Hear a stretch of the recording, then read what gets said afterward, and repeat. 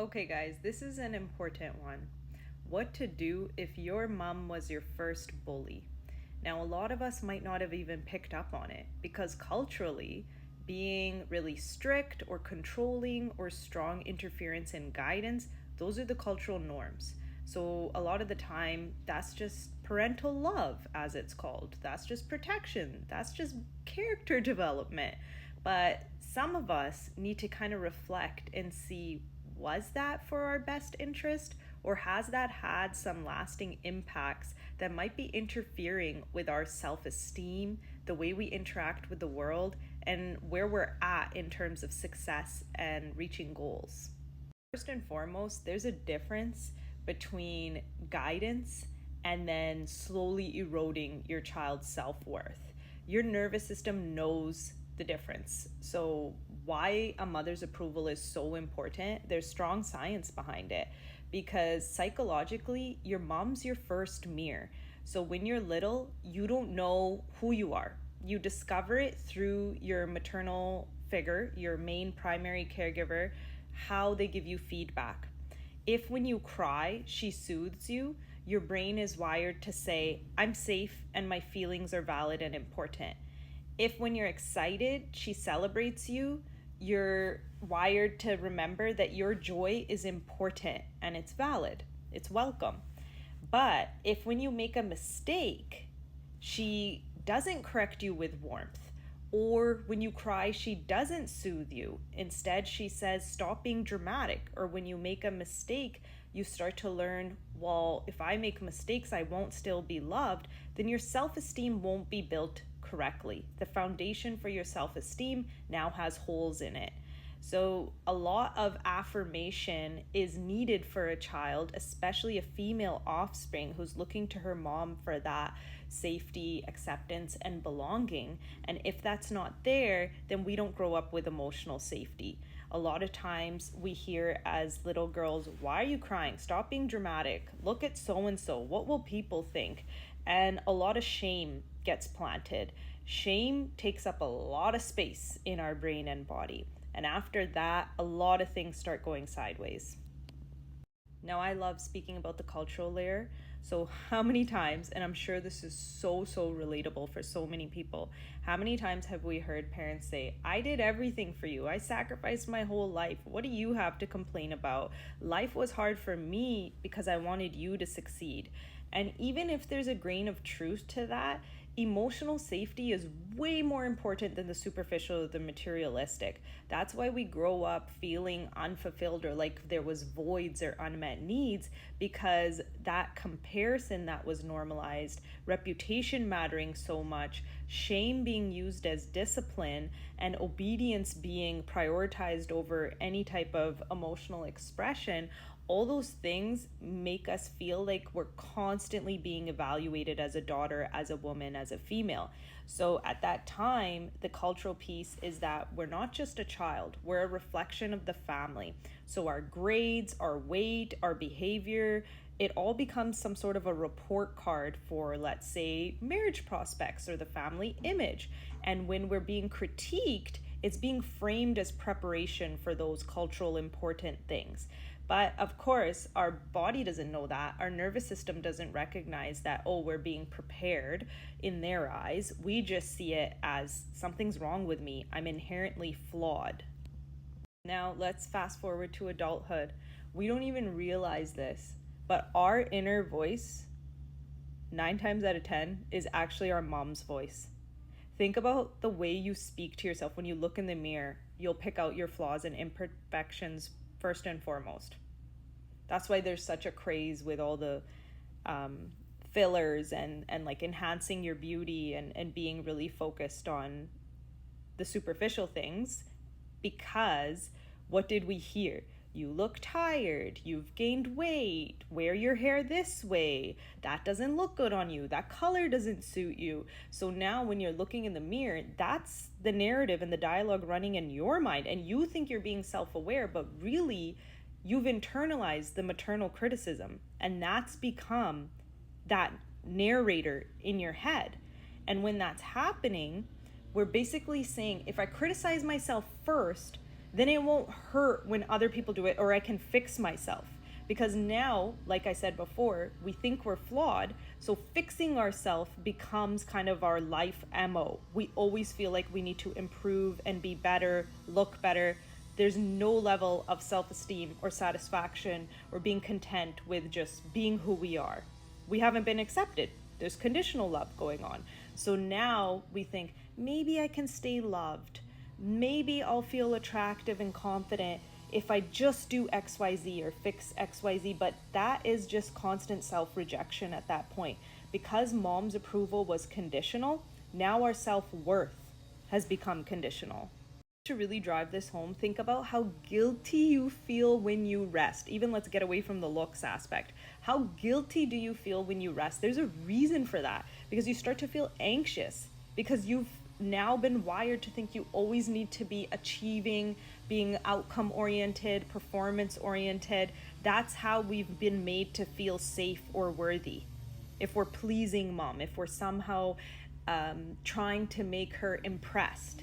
So that becomes our blueprint and our programming. And that's why when we have a little bit of downtime, we need to fill it with a chore or a task or a project. So this is really something worth evaluating, because it does have lasting impacts into adulthood in more ways than one. So if now we've got that anxiety in our nervous system, that's baseline there, maybe we don't even realize it anymore because we're so used to it. Now love and anxiety gets wired together. So if criticism, sarcasm, emotional undermining were always going on, but it was unpredictable, our nervous system is always braced. It's waiting for the other shoe to drop. You'll never fully be able to trust a close relationship. You'll always view them as, this person could cause me harm. So we start to become hyper attuned to reading body language, the tone shifts, micro expressions. We're always anticipating disapproval. So you might get called intuitive, but underneath that is hypervigilance. So your body has learned, the person I depend on the most in the world, mom, right? The most important relationship, the person who brought you into this world, the person I depend on can hurt me. So that wiring follows you. You start to feel anxious in relationships. You start to be drawn to critical partners. We're creatures of habit. We're drawn towards whatever is familiar. We struggle to relax when someone's kind. We're like, wait, what's the angle here? We can't really trust that. It feels disingenuous. And we'll always expect warmth to turn into withdrawal, because closeness was never fully safe. We just didn't get to have that luxury. For daughters, there's a whole nother layer, and this is something that I've really become acutely aware of in the last few years, which is that this type of mom, like a bully, it robs us of our connection with our femininity, because we learn from mother what being a woman means, how to treat other women, whether femininity is something to feel secure in as an asset or a disadvantage in terms of feeling competitive. So it's really hard to be a girl's girl as an adult if you haven't done the work yet, when your first bully was your mom. And so we'll often question ourselves as women and struggle to be in our soft feminine side, because our femininity has been wounded by the ultimate woman figure being harsh or critical towards us. This will show up as body image struggles, comparison with other women, lots of envy and jealousy for other women, feeling threatened by confident women, and like I said, difficulty being a girl's girl. So your first female relationship felt unsafe. So naturally, you're not going to have a safe relationship with yourself. So you're not going to be in your soft girl era, and you're not going to have healthy dynamics with other girls. And we see this a lot in school-aged girls. Often, they will mimic verbatim how their mom speaks to them in terms of, why are you making that face? Why are you walking like that? Why are you talking like that? If you pay attention to your daughter on a play date or something like that, you'll notice the little girls who are a little bit mean, they're literally just echoing what's modeled to them. They're echoing the way their mom talks to them, and they think this is how women relate to one another. So it starts pretty early on. Did you know the biggest ingredient for high achieving women, whether you're looking at singers, actors, models, social media stars, whatever it is, the biggest ingredient is having a critical mom. because that will light a fire under you to be super polished, driven, and responsible. You think that's the antidote, that's the remedy. Okay, let me make myself so perfect and impressive that those hurts and wounds from earlier in life won't chase me anymore. They won't hurt me anymore. That's how I fix it. But really, it's because your reward system has linked approval to performance. So now you really value achievement over connection. So often these people, they'll have really on paper great lives. They'll have the degrees and the career milestones and the beauty standards, that perfect life from the outside. But inside, it's all hollow, right? Because the wound, it was never really about achievement. We can all achieve, but can we just exist and be loved unconditionally? Unconditional, right? So that's our birthright. We're not supposed to work to feel worthy. We exist, therefore we are worthy. But sometimes when we have those bully-like moms, we don't get to have that safety and to lean into that. We feel like we always got to be highly motivated and driven and impressive and have all the achievements. We can't fail to acknowledge the fact that there's a huge intergenerational transmission aspect to this. So this is the uncomfortable truth, and we've all heard it before. Mothers who bully were once little girls who were shamed themselves. So the bullied becomes the bully. Hurt people hurt people. It's not an excuse, it's not a justification, but it's just a factor.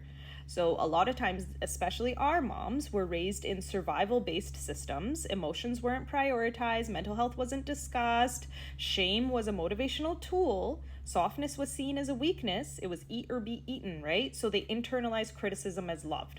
They're talking to you how their moms talk to them because that's their inner voice. So it just becomes a little bit of a domino effect. Guess what? You can be that first domino piece to go no more and send the tide the other direction, because you don't want inherited dysfunction to be what you pass forward generationally. How do you do that? How do you make sure that your child, maybe your little girl, your daughter, doesn't get a core injury? Healthy self-esteem develops when a little girl feels like my emotions are valid. I don't need to gaslight or doubt myself or push my emotions away or make myself feel differently or behave differently to make the bad emotion go away. No, your emotion is there, so it's valid. Let's respect that. Let's nurture that. Let's resource that. Number 2, I'm lovable even when I'm imperfect. Why all the criteria? Why do they need to jump through so many hoops? Why can't they mess up? Why is the expectations for little girls so much higher than little boys? So number 3, I don't have to perform to belong. Stop making them feel like they need to be overachievers and impressive and get this straight A's and do really great in their dance recitals or whatever it may be in order to get the acknowledgement. Just give them the acknowledgement. Just emphasize and compliment their natural God-given traits, like when they're conscientious, when they're calm, when they're patient, the natural things that have nothing to do with performance. No doing, just being. Emphasize that you notice how they're being, not what they're doing. Rewind to how this impacts us as women. So we might feel deep shame and like overthink after making a small mistake. We might apologize for taking up space. I've personally referenced this in a few of my videos where when I was younger, I never used to like wearing winter jackets, even though I lived in a climate where it was like -30, because I wanted to take up as less space as possible.